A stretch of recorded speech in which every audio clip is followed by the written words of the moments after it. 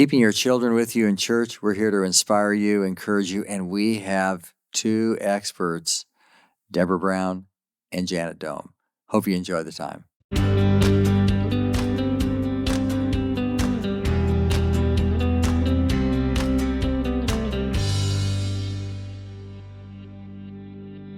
Hey, so let's talk about having little kids in church, you know. What could go wrong? What could go wrong? We have some veterans here. Janet Dohm is with us. Check it out. Hey. How nice. This is great. And of course, my wife, Deborah. And, we've been banging around in this space for a long time. We really have. And like, how old were your kids when we started? They were super teeny. Megan was probably 3 or 5 or something like that. Yeah. 4 and 2. 4 and 2. Okay. Yeah. And then the rest of them just got born into it, right? And our kids were little too.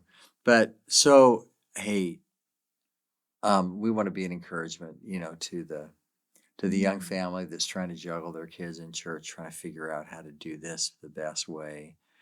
And we've been doing this, for about 22 years. So I'm really thankful, and I'm really grateful for you guys too. What a blessing! So many blessings have flowed from it. And but anyway, we want to talk about a bunch of different issues. Here's the deal: God has charged us to bring worshipers of God into the world, and that's really what the whole matter is to bring children into the worship of God, where the singing is sweet, where the prayers are said, where the preaching, is biblical. But I think we're here to talk about problems too. So what are some of the problems of having little kids in church? Hey, I think we'll start here. We've had our fair share. Have you not had your fair share? More than that. Nobody gets a free pass. Nobody has a multi-year existence without problems. Everybody who's tried it has hard Sundays and difficult Sundays. And if you'll stick with it, you'll have less of them, and you'll have more better Sundays.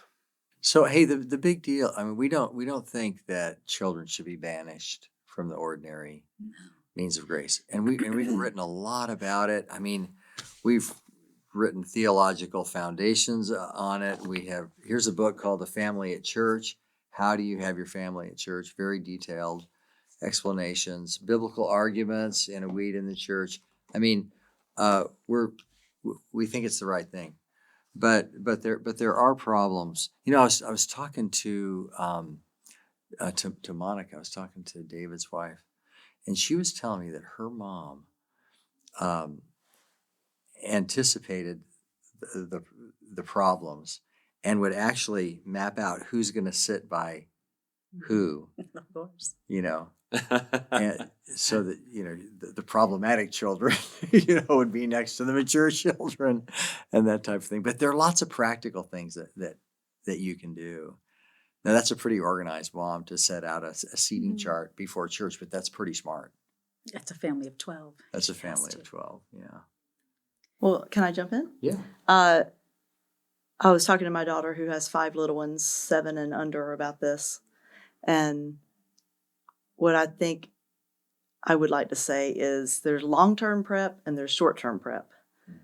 So long-term prep, I'm picturing where you're training your kids well in the home, not Saturday night or Sunday morning, but all of life. If the only time they're supposed to sit still and be quiet is Sunday morning, that's just not going to work. They have to have some other times during the week, that during your family Bible time or whatever it is for you, they have to have times where you're working on obedience and that they know how to sit still and be quiet for a decent period of time. So that's the long-term prep. And then there's a short-term prep of getting ready Saturday night so that Sunday morning you don't scream at your children all morning and then expect everybody to be happy at 10 o'clock or whatever time your service starts. It just doesn't work like that. Can I just say, find the shoes Saturday night? Yes. Yes, no one can find their shoes on Sunday morning for some mystical reason. Lay all the clothes out, get all the Bible stuff ready to go, If there's food prep, do what you can that night. You do it all, not Sunday morning, because there's always a poopy diaper. There's always a kid that wants to have something that's anyway. There's always a problem on Sunday morning. So you do everything that you can think of before that. And then Sunday morning you can actually enjoy the morning a little bit and just get to church, plan to be there early so that you have wiggle room built in. They're just very practical things that makes the Sabbath more Sabbath-like, even for a mom with lots of young kids. Hey, some of the biggest families in our church are there like 15 minutes Mhm. early, sitting there with their families. Deborah, didn't one of our daughters have their boys sleep in their Sunday clothes so that when they got up, was that us? That was my mom. That was your mom. All my brothers would be put to bed in their Sunday clothes. Makes Sunday morning a lot It easier. was. She had a lot of little kids. Well, I just want to talk about what Janet said.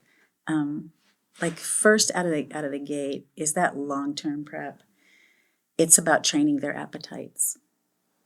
If you're got a high energy entertainment culture in your home and you're watching, fast-paced, exciting movies. No offense or anything, Jason. Our preaching's not going to measure up to that.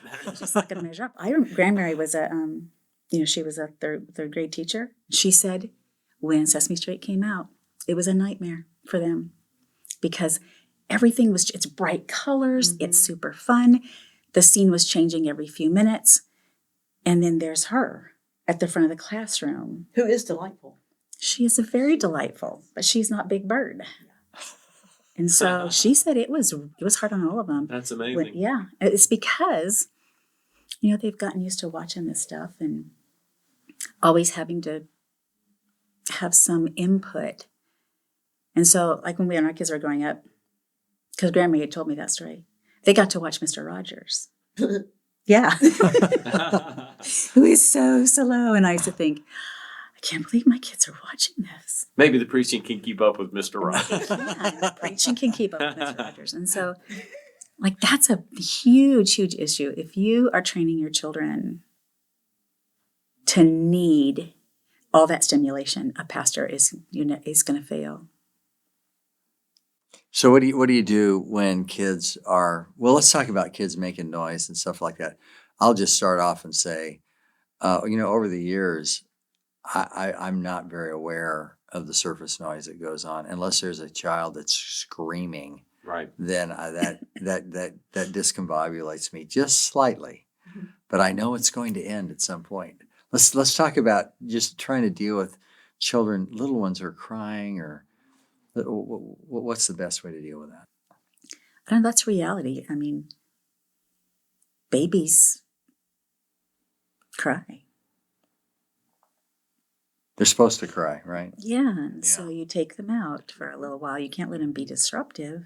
I remember standing in the back of church and just whichever the baby was, just back with the stroller or back with just the little one. Mm-hmm. Just that was kind of part of the deal, Young moms, it's hard because you hate to miss anything. Yeah.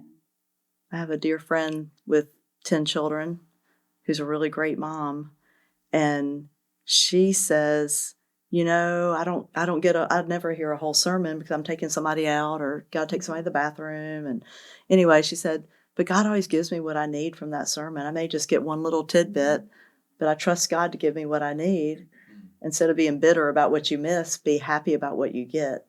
So I think that can help young moms. And of course, I'll let you guys talk about the dads, but there's 2 parents, and there's a whole church. So I had a mom tell me just recently that she found it so helpful that her husband would take the role of taking a child out just to be a blessing to her. Mm-hmm. And that I thought that was really neat. So, but there, in a marriage, there needs to be agreement about how that's going to happen. And maybe it just shouldn't be the mother, who takes that child out. You have 2 parents, right? And, when I go out into the hallway, after serving the Lord's Supper, a lot of times we have so many little kids in our church, it's not funny. We have so many babies. And so I've got parents in the hallway, they can still hear the sermon and, even take the Lord's Supper. but a lot of times the dads are out there, and I'm really thankful to see that. So I think in a marriage there should be conversation about how that should be, and also flexibility with one another. One caution I would add is be really careful about letting your older kids take out the babies, because they really need to be in church. It's a parent's job to train their children, that's what that time should be for, right? You take your children out, and it's a training time. Yeah. It's not the responsibility of the older child Yeah, to do the this. 16-year-old. It's not her responsibility, and not that they can never do it. Just be really careful about how much you do that, because that's what you want your children to love that. Deborah, let me develop something that you just said. It's a training time. So pro tip, if your child's being disruptive and you take them out and out becomes a playtime, you'll never be in again. Right. Kids are smart. Yeah. Kids know I'm a little disruptive. I go out, I get to play. The party is over, So we're not talking about babies here, but when you're not talking about babies and they're disruptive to the point that you have to take them out, it needs to be very unpleasant for them. And then they need to come right back in as soon as you can get them back in, so that they understand this is not a ticket out of the worship service. Yeah, that's really good. Most young parents feel bad about disrupting the pastor or disrupting, especially during the sermon. Yeah. It's just more obvious when your kid makes a ruckus or they scream all the way out because they know they're getting ready to meet some discipline. So most young parents feel bad. Well, the pastor doesn't hear it normally, honestly. We could tell stories about these guys, and they don't hear things that happen right in front of their noses very often. And the other thing is you are training, like you're not doing it like a one-time kind of thing and you're never going to do it again. Most kids kind of go through a training, we call it boot camp usually. They go through a boot camp, and once you get them trained, they really do respond, and they're able to sit and be pleasant and be quiet and take the pressure off of you as a mom or dad. But to get to that point, you have to pay the dues. You have to do the discipline. Every child is different. Not everybody needs that boot camp. Some can just go to church all their lives and never make a ruckus. And then there's the 98% that need some boot camp, Hey, this has become my favorite phrase, especially when talking to dads. You get what you insist on. If you don't insist on it, you don't get it. Absolutely. But if you do insist on it, you do get it. And demand it, insist on it, enforce it, and then you'll have to. Then you'll not need to demand it and insist on it, because it's become established. But until you get it established in your home, you'll only get what you insist on. Oh, okay. Let's talk about. Which is in the home. So I want to talk about something that I want parents to insist on. Let's talk about going to the bathroom. Okay. Can we talk about going to the bathroom during the worship of God? Okay. Well, I'm against it. well, yeah, me too. You're not potty training either. But you can limit it by how much they drink, and you can limit the trips for sure. I just know that I've watched kids sit in front of a 2-hour movie and never move and never have to go to the bathroom. So never say never. There might be an odd occasion where one of your kids needs to go to the bathroom, but the bathroom's actually there before the service. You make use of it before the service. You're smart to run your kids through the bathroom 10 minutes before, and then they really can make it. If they don't visit the coffee room before the service. Yeah. Okay, so we talked about not defaulting to your older children to take care of the younger children. I think that's a good idea. But there are ways that the church can help and participate. Like like right now, we have grandchildren in our church, a bunch of really little ones, and usually a couple of them will come and sit with us. Oh, by the way, they are so sweet.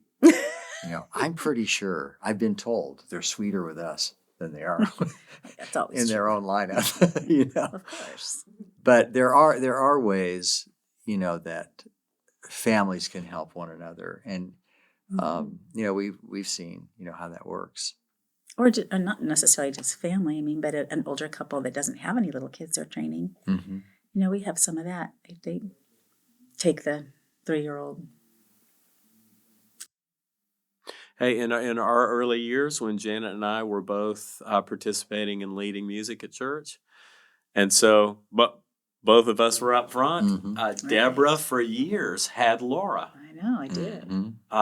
and a sweet bond exists to this day. How old's Laura now? 22.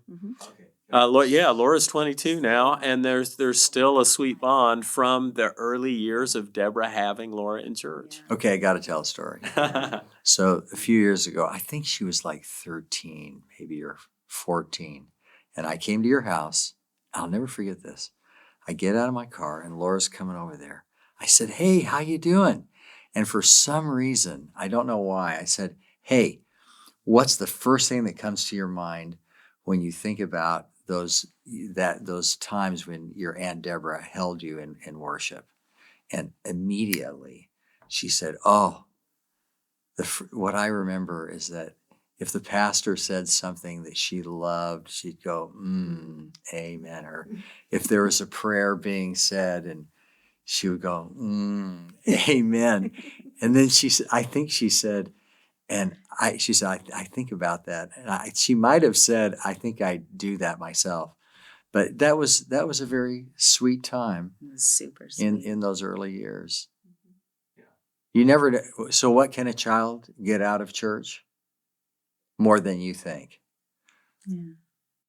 Our youngest child was held by a lady in the church for so consistently that a man who had come into the church a year in thought that she belonged to that family and not ours. That's So, great. You don't have to do it all yourself. This is one way where we can be a blessing to each other, and we've definitely experienced that in our house. Well, Yeah. it also brings a bond between your kids and the other adults in your church. That's massive. It becomes their church then, not just my mom's friends. It's their friends. And for the older teenagers that are able to help, they, especially I think our older kids need to see that they're part of the body. That everybody's got a role to play, and that, a young mom really can't finish a conversation unless somebody gives her help. Somebody helps her with the ones that are wiggling. And I'm thinking after church, when you're trying to have a nice lunch, or you're just trying to finish a sentence with someone, you'd just like to finish a sentence. Well, some of these young people that are willing to jump in and help, it's beneficial to them because they end up getting to know this mom and get to learn stuff from that mom. And then it's so beneficial to the young mom. So I feel like, the whole thing about young children in church is it's a whole church effort. If you don't think you're part of the solution, then you're not looking very hard. I think we should all be working to be part of the solution to help our young families. The young family is going to help the older people in ways. So, if you have older people in your congregation, they love being around children, and some don't have any contact with them. So there's so much to be gained both ways. I'm glad you said that, because Yeah. I had this moment in church last Sunday, and I looked around, and over here, there's a young girl who had one of my granddaughters. And then over here was a young man in his mid-20s, and he had one of the granddaughters of one of our deacons. And I'm looking around, and our young people, they love to hold babies, right? But it's a That's blessing. fight. But they have to fight for it. But it's a blessing Yeah. to the mother, particularly, to have that kind of help and that kind of sensitivity, going on in the church. That's what it means to be in a generational community. And train our older kids not just to hold the baby that's fun to hold, take care of the 2-year-old that's not fun to trace, and be responsible so that mother knows they can actually trust you. I remember being a young mom and somebody asked if they could help, and I'm thinking, no, you'll let my child jump off a cliff. And then another kid asks if they can help, and you're like, yes, you'll keep my child alive until I get back to you. And just having some things in place about how that works. But our young people need to serve not just when it's fun and convenient, but just like we're all supposed to serve. We're supposed to lay our lives down in a way that you're sacrificing something. As a young person, you're not getting to go visit with your young person friend maybe because you're chasing a 2-year-old around the church. Right. So that's all such good lessons for being a part of the body. One of the things that happens in every family or great church, and it does happen to one degree or another, and sometimes it gets worse and it gets a little better. But the adults want to talk to the adults, and the kids want to talk to the kids. So you're always having to break that up. You're always having to encourage the parents to actually, get down on their knees and talk to some little kids and engage with some of the younger people. This is a family integrated church. We want to break up, the generational cultures. And, but that's also a way it cracked me up, Janet. You said tracing that 2-year-old. I thought there's contact tracing here. You've got to have a tracer on that kid. It'd be good. GPS signal. An Apple AirTag be An Apple AirTag would be fantastic. But a church, but like the older guy, the young men and the older men in the church can get right down there and talk to that little kid and engage them and not just talk to their peer level. And that's a really important thing. Hey, I want to bring up something that Deborah worked at, talks about. In fact, you gave a message to a bunch of ladies one time about helping your kids have an affection, a dear affection for the church, as sort of a baseline of everything that you do. And the church shouldn't be the place where this is where I get spanked every time. There should be a sense of, leading that child into the very best things. Let's just talk about that. Growing your children's affections for the beauty of local church life. Yeah. Well, it starts at home once again. It's how you talk about the church. It's the people you pray for. You have to be so careful. It's so easy to be in your safe zone, and then you say things you shouldn't, that don't help a child's affections to grow. They're not adults. They can't handle some of that knowledge. And so I don't want to poison the well in any way. I want them to love my friends. We used to sing, I was glad when they said unto me, let us go into the house of the Lord, when we got in the car to come to church. If your kids don't love the church, you've lost. It's a really, wow. If they don't love the church, they're not going to stay. It has to be valuable. That's going to happen in the home. That's where it's got to happen. I think Janet said this early on, but the lead up to the time at church matters a lot. The less chaotic it is, the more you come in on even keel, not, with your hair frazzled, figuratively speaking. And and so the things that you can do proactively to make that lead up time not chaotic pay big dividends. Yeah. Oh yeah, I kept all the shoes in the van. Like then I always had them. If we needed them, everywhere we went. Never had to look for shoes. Yeah, that's a big one. And it probably makes you go to church as a hypocrite too. like you got it all together. Yeah, you're not, you cram your kids in the car, get buckled up, Everybody is, you're yelling at everybody to get in the car, and then you get to church and Smile, everybody. That's the one thing. We had church in the barn for a long time. Right. And the biggest question I got was from other pastors' wives that said, who did the same thing, who said, do you like it? I said, I love it. He said, okay, because we hate it. And then it was always the same. They were hounding their kids all day Saturday, get it ready, get it ready, get it ready. Oh. Yeah. And the kids hated it. Mm-hmm. Yeah. It's like, yeah, don't do that. Yeah, make it a joy. Hey, I wrote a book about it, How Parents Are Tour Guides for Everlasting Joy. Yeah. I really wrote this book to help families squeeze the greatest joys out of local church life, to love the church, to engage in every part of it, the singing, the praying, the preaching, the fellowship, the evangelism, all the stuff that the church does. Yeah. And it just, build your life around a local church. Yeah. And make it the center of your whole social and intellectual focus.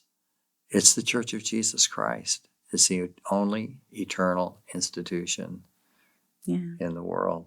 So, hey, I want to thank you guys for being such great moms and and such inspiring role models, for other younger moms in the church. I really praise the Lord for you. So thanks for joining us. I know you just love to be on podcasts. Hey, can I deliver a couple of parting shots? Sure, yeah. One to dads. Dads, during the week when you gather your family to worship in your home, which you should be doing most nights of the week, you're training for Sunday. Make ready for Sunday. It's a mini Sunday. So it shouldn't be as long as Sunday. No way. Be gentle on your family in that way. But it's the time where you can be training your children to sit mostly still and be mostly quiet. And I think dads ought to actually take the lead role with their row in church. Don't leave it to mom. She has the lead role all week because you're not there. Well, you are there in church. Take as much weight off of mom as you can. Consider it your mission to do the heavy lifting. Meaning, when somebody has to go out and be dealt with, you be the one to do it. You trying to keep the peace and trying to keep people focused on the service, not just like I'm listening to preaching and you take care of the kids. That's not right. So dads have to rid themselves of that mentality. And then for pastors. Help cultivate an environment in your church that doesn't have to be perfectly pristine. We're coming from churches where pretty much the worship experience was pristine, very little disruption, very little sound. You can have your children be mostly still and mostly quiet, but if you've got that, you probably got as good as you're going to get. And honestly, you can worship really well in that environment. Wean people off of this need for perfect, pristine worship experiences. But also, hey, help your parents to know you can't let your kids just be disruptive. Your kids have to learn to be conscious of the people around them and considerate of the people around them. So it's sort of a word to everybody. Golden rule comes in play again. Yeah. That's what I feel like is most helpful in a church environment, is treating others the way you'd like to be treated. And kids can learn that really young. Psychiatrists don't think they can, but they can learn to be kind at a very young age with your help. Yeah.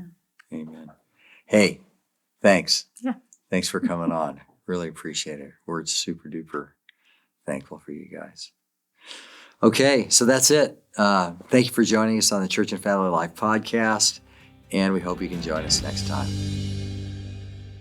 Church and Family Life is proclaiming the sufficiency of Scripture by helping build strong families and strong churches. If you found this resource helpful, we encourage you to check out churchandfamilylife.com.